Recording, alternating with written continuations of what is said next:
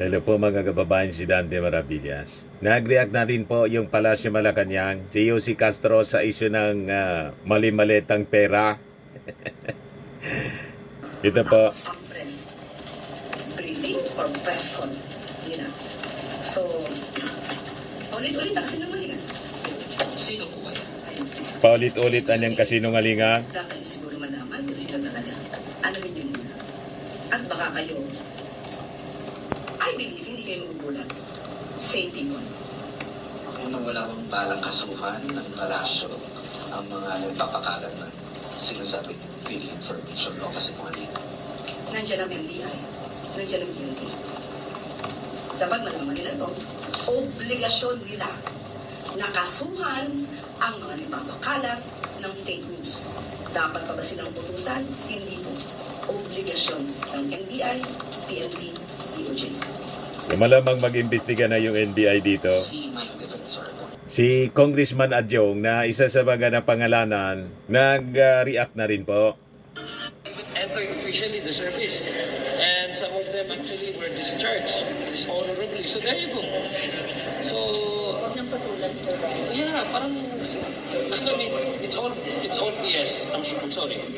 They don't even deserve a decent response from me. But what I can tell you is those who are behind their supposed press con, they have not achieved anything but present themselves as National Marites Council. Lang. Thank you po. Si Tito Sen, ganun din po. Ito. So, you think it's about time for the ethics committee to really look into it, sir? We'll have to look into it. Ako mismo, I will look at the complaint and I will talk to the chairman of ethics. Yung kuwan pala yon, yung sa Ethics Committee complaint na final kay Bato de la Rosa. May final na kasi po. Pero may reaction si Tito Sen doon sa mali-malitang pera. Ito yung sabi niya. I will not dignify a tall story allegation. Ang nakakatawa rin, baka hanapin sa akin ng kasama ko yung 5 maleta. Sir, pero may O ngayon, yung sa ethics complaint na laban kay Bato, ito yung reaction ni Tito Sen. may ethics complaint po na final versus Senator Bato. Dereliction of duty na raw yun nangyayari dahil hindi na siya pumapasok. You think it's about time for the ethics committee to really look into it, sir? We'll have to look into it. Ako mismo, I will look at the complaint and I will talk to the chairman of ethics to discuss. Kasi alam ko, may mga nakapending pa rin doon eh. There are about 2 or 3. Perhaps the best answer would be perhaps it's the best time to call for the committee on ethics to conduct a hearing on all the complaints that are filed. Ang prayer doon na SP, sana daw magkaroon ng malinaw na sanction kapag ganitong matagal na nag-absent. You think it's also about time to have a clear rule on it? Meron ding sinuggest ng si Senator Lacson na pag-aralan namin na lagyan sa rules namin because wala eh. At the moment, silent ang Senate tungkol dyan. Senate rules. So it's about time? Dyan. We have a rule on the absence of committee work. Yung membership sa committee. A number of times na hindi ka umatid, pwede kang alisin sa committee. But that's as far as the membership of the committee is concerned. Pero pagdating sa Madalas general pag-absent. rules ng Senate, walang ganun eh. So dapat po ba magkaroon na, sir, ng clear na rule ang Senate about it? That's what we have to discuss in the Committee on Ethics. So in the absence, sir, Resolution, yung rules, basta din-approve ng Senate rules sa plenary, applicable at that very moment. Tapos si Bato de la Rosa, mga kababayan, dapat man talaga pag-usapan na kasi napakatagal na. Si Bongo, hindi pa man, mga kababayan, uma-absent. Baka niya, Mr. Maravillas, malapit na. Malamang, kasi napangalanan na siya as co-perpetrators. Tingnan natin sa mga susunod na araw, mga kababayan. Pero si Bato talagang hindi na nagpapakita. Grabe na yung nervyos ni Bato de la Rosa. Ipinahiya niya yung kanyang sarili. Ayan tuloy. Sa kakahamon niya kay kay Trillanes. Make my day, Mr. Trillanes. O, di ba?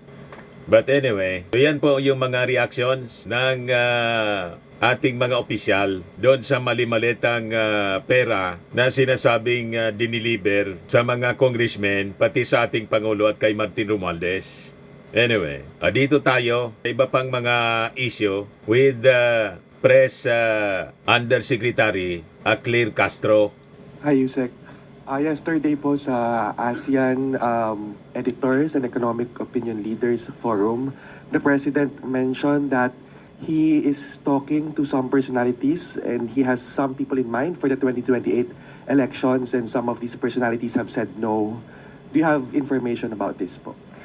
Hindi pa po tayo nakausap ng Pangulo patungkol dyan. At pagka po nakausap ko na po ang Pangulo patungkol dyan, bibigyan ko po kayo ng detalye. Pero sa ngayon, ang sabi po ng Pangulo talaga, ang tutok po niya ay serbisyo. Pero nadinig niyo rin po kung ano ba ang mga requirements or at least mga kinakailangan para sa isang leader na dapat mamuno bilang Pangulo. Ang sabi niya ay dapat na nakakaintindi ng economics. Ang sabi rin niya ay dapat naiintindihan ang patungkol sa inflation, pati ang paggawa ng trabaho at ang food supply.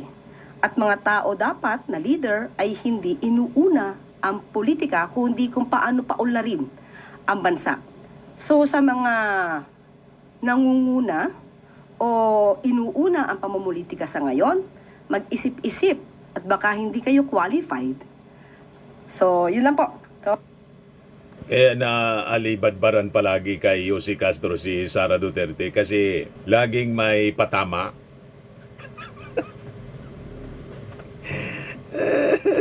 Sabagay, yun ang sabi ng ating Pangulo. Dapat nakakaintindi ng economics. Yung naintindihan lang mga kababayan ni Sara, si Piatos.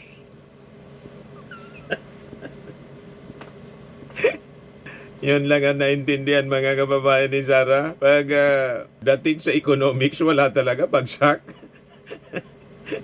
O, di ba? Bombo Radyo. Yusek, good morning. Yusek, sa darating na March 2 to 4, tatalakayin na ng Justice Panel ang impeachment laban kay BP Sara. Ano pong reaksyon ng Malacanang dito? May posisyon po ba kayo? At handa po ba ang administrasyon sa anumang posibleng epekto? Thank you.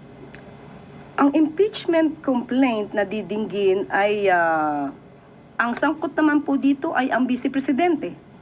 So kung ano magiging posisyon ng Pangulo at ng administrasyon, dapat lamang pong sundin kung anong proseso.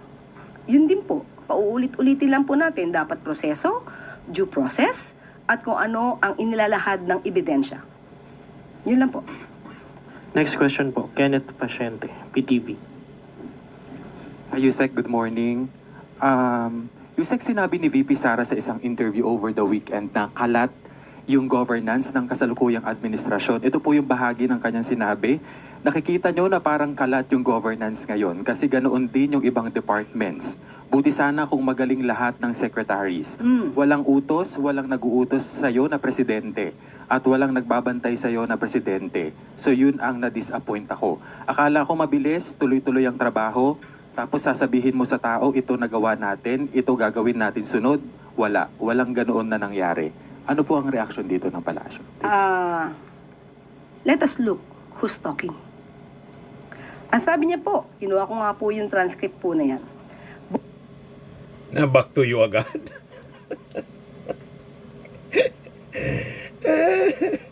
Back to you agad na naman mga kababayan. Look at niya who's talking. Tuloy natin. Buti sana kung magaling lahat ang secretaries. Mukhang tumama naman po siya. Dahil siya, bilang sekretary ng DepEd, naitalaga siya ng Pangulo. Pinagtiwalaan siya ng Pangulo. Pero sa bandang huli, aamin pala ang Vice Presidente na siya ay walang kaalam-alam sa pagiging DepEd Secretary. So totoo po yan. Hindi po lahat ng sekretary na naiya talaga dahil sa tiwala ng Pangulo, sa paniniwala sa kanila, hindi pala talaga magaling. Basag.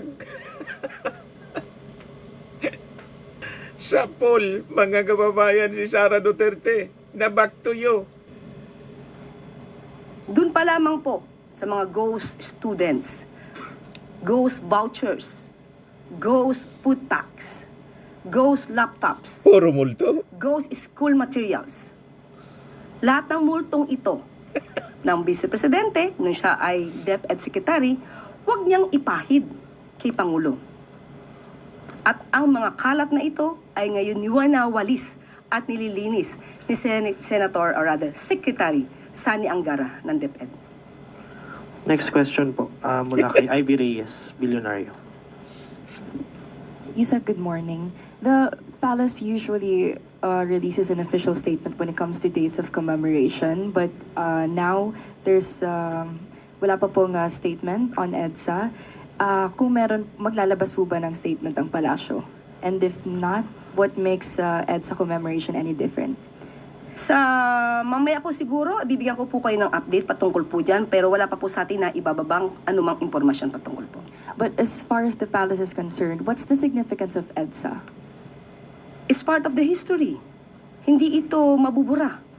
Hindi mabubura kung anong naganap noon, ang katapangan ng mga Pilipino, ang pagtanggap sa pangyayari. Hindi po yan mabubura sa history. Follow-up question po, Ana Bajo, GMA. Hi, ma'am. Ma'am, you mentioned yesterday that President Marcos will study the bills na dinedeclare yung EDSA as a regular holiday. May we know, ma'am, ano po yung mga factors na he will consider in studying the February 25 holiday bill? Pag nakarating na po siguro sa Pangulo yung bill at aaralin niya, titignan po natin. Sa ngayon po ay hindi po sinasabi kung naibigay na po ang kopya na to, new version na ito. Thank you, ma'am. Next question po, Luisa Cabato, Inquirer.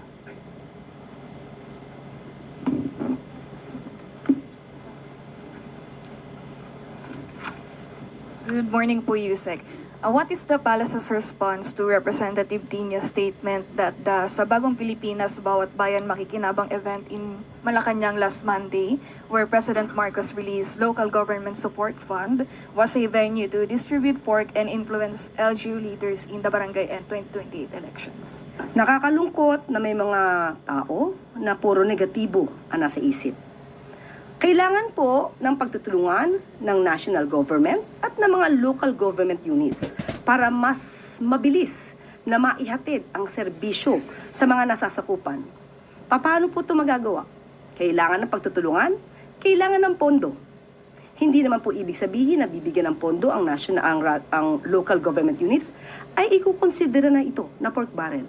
Kinakailangan po ng taong bayan ang tulong ng national at ng local governments. Puro paninira, pang-iintriga. Hindi po yan kailangan ng bayan ngayon. Suhestyon at hindi panunumbat ang sagot para maibsan ang problemang naranasan ng iba nating mga kababayan. Next question po, Sam Medinilla, Business Mirror.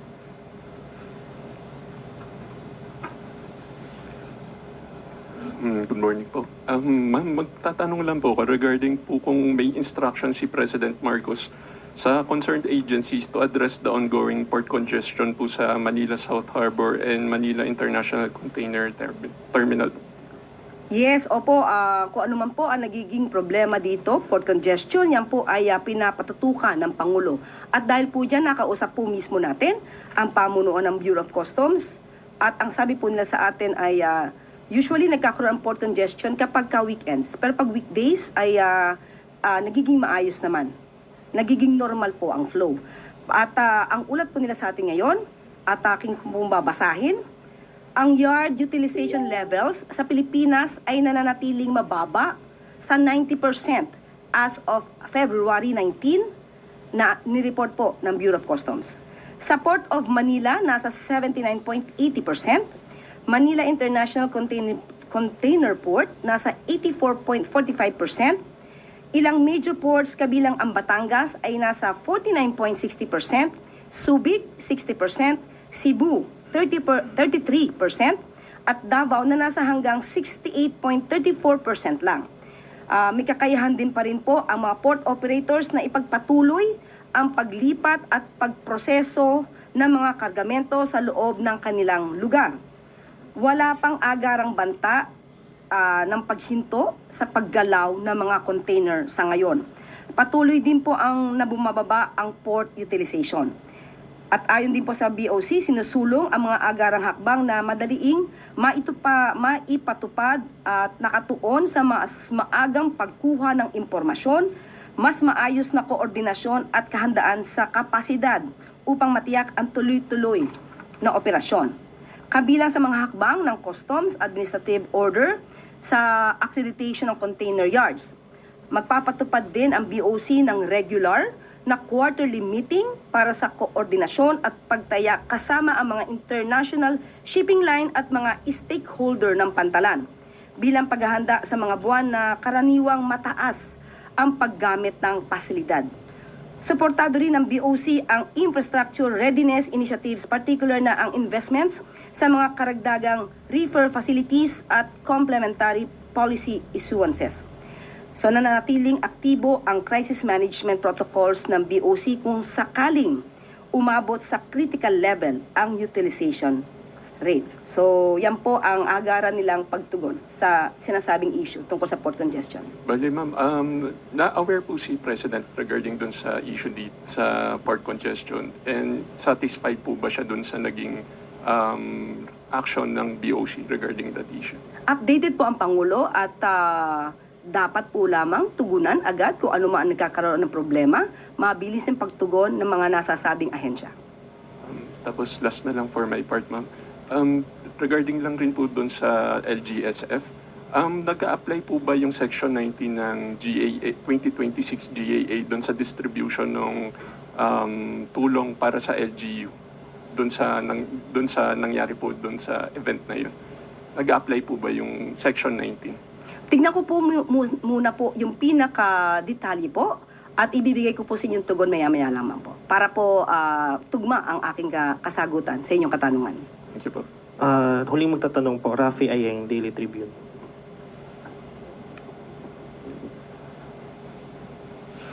Good afternoon, Yusek. Good morning. Ma'am, reaction lang po dun sa sinabi nga ni Attorney Levy Baligot kahapon, and then yung mga accusations ng 18 ex-Marines na si President Marcos daw po ang mastermind sa pagdadala ng mali-maletang pera sa bahay ni President Marcos and din ni Representative Saldico. Paulit-ulit na kasinungalingan laban sa Pangulo. Lousy script, hindi pang award-winning, hindi malinis. Alam mo na may kasinungalingan. So, sino ba ang nasa likod nito? Siguro dapat malaman nyo kung sino ba yung may-ari ng sasakyan na siyang sumundo sa kanila matapos ang press briefing or press con nila. So, paulit-ulit na kasinungalingan. Sino po kaya? Sino sa tingin nyo? Dapat nyo siguro malaman kung sino talaga. Alamin nyo muna. At baka kayo, I believe, hindi kayo magugulat. Same people. Wala bang balak kasuhan ng palasyo ang mga nagpapakalat ng sinasabi niyong fake information o kasinungalingan? Nandiyan ang NBI. Nandiyan ang PNP. Dapat malaman nila to. Obligasyon nila na kasuhan ang mga nagpapakalat ng fake news. Dapat pa ba silang utusan? Hindi po. Obligasyon ng NBI, PNP, DOJ. Wala po ba kayong balak Si kasuhan? Mike Or siya Defensor po ba daw. ang may-ari? Kung Yan walang- ba ang hula mo? Okay. Another matter is naman po, ma'am, nagbaba si US President Donald Trump ng 15% global tariff. Ano Malamang may kakalagyan itong si Mike Defensor. Walang tigil mga kababayan sa kanyang mga pinagagawa. So yan po ay naging reaksyon paulit-ulit na kasinungalingan, sabi ni Jose Castro. Yan po yung ating short video ngayon. Ako po si Dante Maravillas. Bye-bye po. God bless.